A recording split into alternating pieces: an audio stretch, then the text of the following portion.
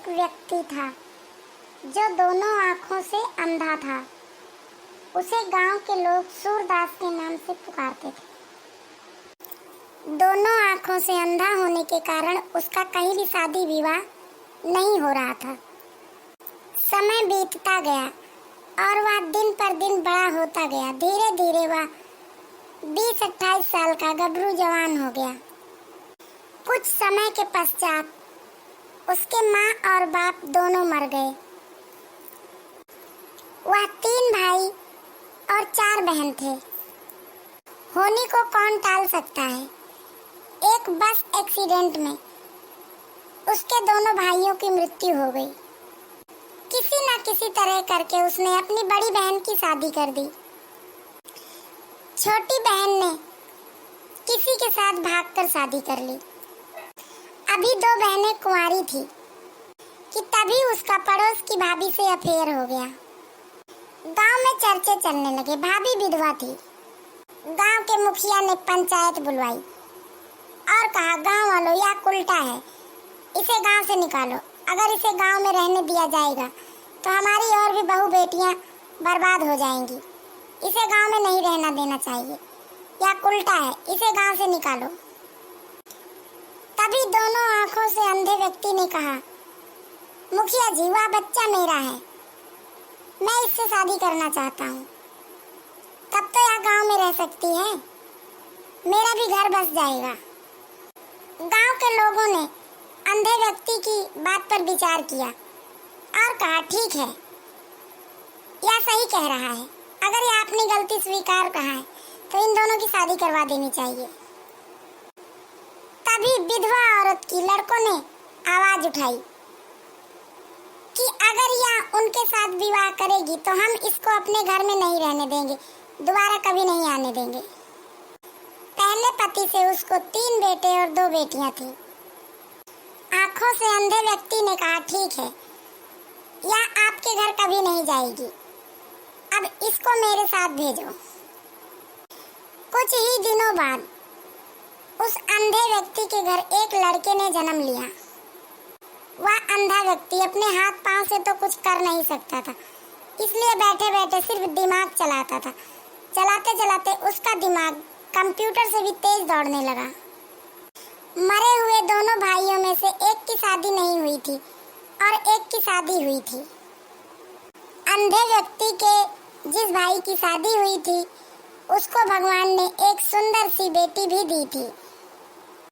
एक दिन सूरदास ने अपनी पत्नी से कहा, क्यों ना हम इन दोनों को घर से निकाल दें, उसके बाद इनके हिस्से की प्रॉपर्टी हमारी हो जाएगी। तुम एक काम करो, दिन प्रतिदिन घर में झगड़े करो, छोटी छोटी बातों को लेकर झगड़े करो और बड़ा बखेड़ा खड़ा किया करो। किसी के मना करने पर भी ना मानो। खाते पीते हर वक्त झगड़ा मचाओ। जब यह लोग खाने पीने के लिए परेशान होंगे, रहने के लिए परेशान होंगे और इनका तो कोई सहारा भी नहीं है, तभी अपने आप घर छोड़कर चले जाएंगे। सूरदास की पत्नी बिल्कुल वैसा ही करने लगी जैसा सूरदास ने उसे समझाया था। छोटी छोटी बातों पर झगड़े करने लगी, छोटी छोटी बातों पर गाली गलौज करने लगी, छोटी छोटी बर्तन पटक देती, कभी उसे मार पीट कर देती, कभी बिटिया को मार देती, खेतों में खूब काम कराती, घर की लिपाई पुताई कराती, रजाई गद्दे सिलवाती, सारा दिन खाने को ना देती। ऐसे तरह से परेशान करने लगी उसको। कभी बोलती दाल में नमक नहीं पड़ा है, तो कभी बोलती चावल कच्चे हैं, कभी बोलती घर में झाड़ू अच्छे से नहीं लगे हैं, तो कभी बोलती खाना ठीक से नहीं बना सकती हो, बर्तन में जूठा लगा रहता है, बर्तन ठीक से नहीं धो सकती हो। इस तरह से उससे प्रतिदिन दिन में 4-6 बार झगड़े करने लगी। सूरदास की पत्नी से तंग आकर माँ बेटी ने कुएं में कूदकर अपनी जान दे दी। अब सूरदास का रास्ता साफ हो गया। दोनों भाइयों की प्रॉपर्टी उसने हड़प ली। दोनों मिलकर खूब मजे करने लगे, डेली पार्टी करने लगे, बहनों को ससुराल भेज दिया। अब चारों की शादी हो चुकी थी। फिर एक दिन सूरदास ने कहा, देखो तुम कुछ ऐसा करो, तुम्हारा पति तो रहा नहीं, तुम उनके बच्चों को परेशान करो और या तो फिर उनको मिलाओ, या तो उन्हें मिलाकर उनकी प्रॉपर्टी हड़पो, या तो उन्हें परेशान करो। क्या कहती हो? सूरदास की पत्नी ने कहा, ठीक है, मैं वही करूंगी जैसा आप कहोगे। झगड़ा करना तो संभव नहीं है, क्योंकि मैं गांव में बदनाम हो जाऊंगी झगड़ालू के नाम से। उन लोगों को मिलाकर ही उनकी प्रॉपर्टी लेते हैं, मीठा मीठा बोलेंगे और उन लोगों को बर्बाद कर देंगे और सारी प्रॉपर्टी अपनी हो जाएगी। यह सब प्रक्रिया चल ही रही थी कि 3-4 साल में सूरदास जी के 2 बेटियां और 1 बेटे ने जन्म ले लिया। अब वह 3 बच्चों का बाप बन गया। अपने परिवार को बढ़ता देख फूला नहीं समा रहा था और बिना कमाए दूसरों की प्रॉपर्टी हड़प कर बहुत ही प्रफुल्लित हो रहा था, अपना सीना चौड़ा करके जी रहा था। समय बीतता गया, बच्चे बड़े होते गए और इधर सूरदास की पत्नी ने अपने बच्चों को ही मीठा मीठा बोलकर 2 बच्चों को जहर खिला दिया। अब 1 बच्चा बचा था, उसे भी मीठा मीठा बोलकर उसे पता नहीं लगा कि मेरी माँ ने ही मेरे भाइयों को जहर खिलाया है। वह बेखबर था, वह तो जानता था कि यह मेरी माँ है, कोई बात नहीं, कोई सहारे के लिए नहीं था। इसलिए वह सब अपनी बातों को धीरे धीरे भूलते गए और इन लोगों से जुड़ते गए। एक दिन सूरदास की पत्नी अपने बेटे के आगे गिड़गिड़ाने लगी। बोली, बेटा, मेरा बूढ़ापन आ रहा है। मान लो कि मैं यहाँ से जाकर दूसरा विवाह कर चुकी हूँ।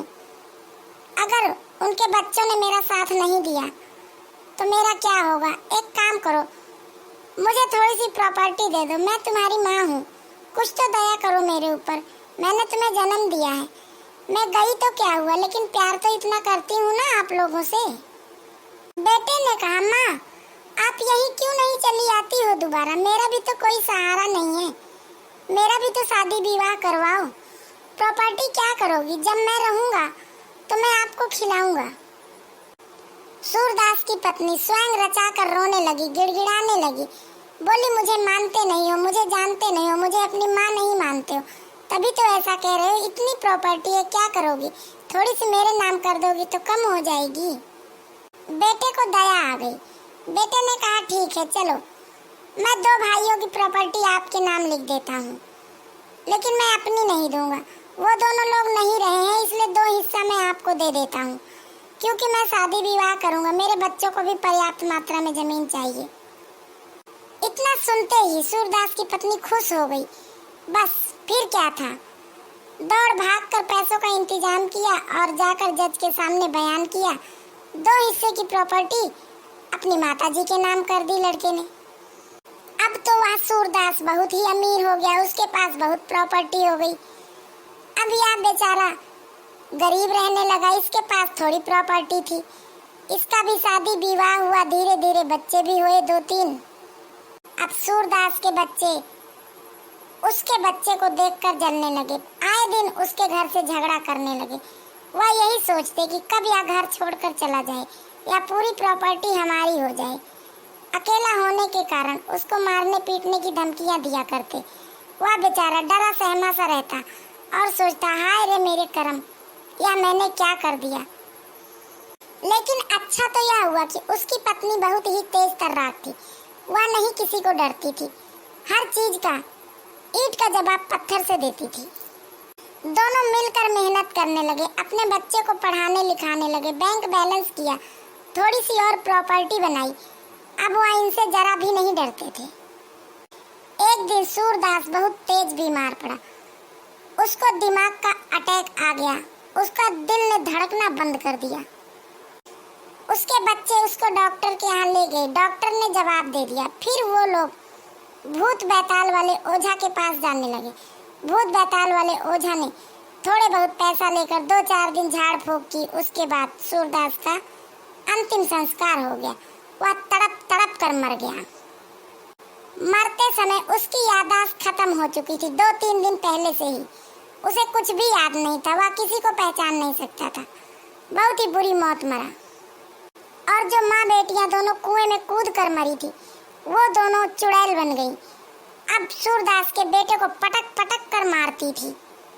आए दिन वह कभी इस बाबा के यहाँ तो कभी उस ओझा के यहाँ, कभी उस सोखा के यहाँ तो कभी उस सोखा के यहाँ, बस ओझाई में ही दौड़ता रहता था, ताबीजें बनवाता रहता था। डॉक्टर के यहाँ तो जाने से रहा, क्योंकि उसको तो चुड़ैल परेशान करती थी, बहुत उसको मार मारती थी। दोनों लड़कों को जिसको जहर खिलाया था सूरदास की पत्नी ने, वो भी भूत बन गए। अब उसके लड़कों को परेशान करने लगे, उनके लड़कों को एकदम पागल कर दिया। सूरदास का बेटा पढ़ भी नहीं सका, इसी सब चक्कर में अंगूठा छाप रह गया। वह दूसरों के तलवे चाटता रहता है, चापलूसी करता है, बिना पेंदी का लोटा इधर उधर ढरका रहता है। कभी इसकी चापलूसी तो कभी उसकी चापलूसी, जिसके सामने पलड़ा भारी होता है उसी जैसा बोलता है। सूरदास का बेटा उसका बाप जैसे करता था, बिल्कुल वैसा ही उसका भी दिमाग चलने लगा, क्योंकि अपने बाप को उसने ये सब करते देखा था।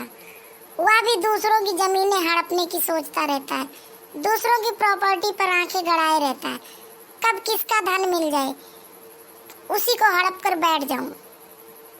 वह इतना होशियार है, जो बड़ी पार्टी होती है, जिसके घर में ज्यादा लोग होते हैं, वहां तो उसे पता होता है पहले से ही कि मैं मार खा जाऊंगा।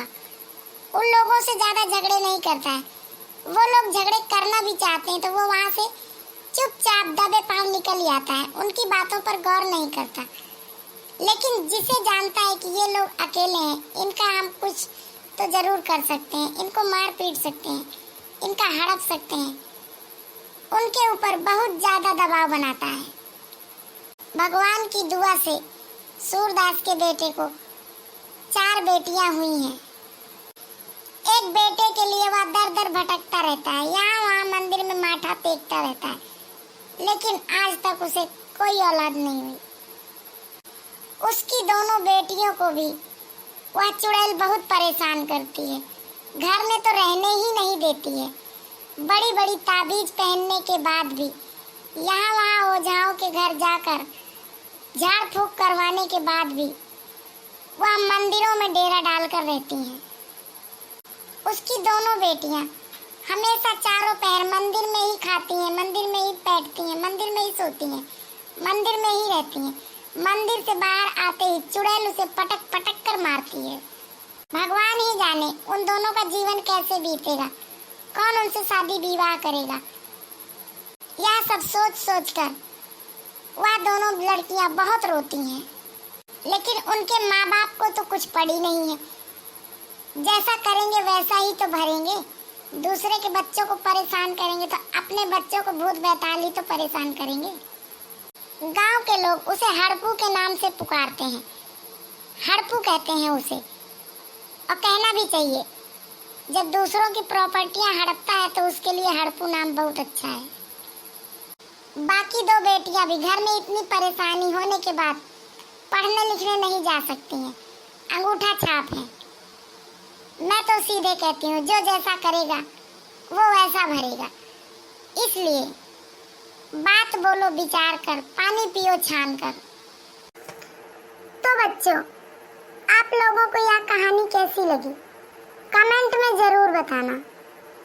वीडियो को शेयर करो, लाइक करना बिल्कुल भी ना भूलो, और चैनल को फटाफट सब्सक्राइब करो।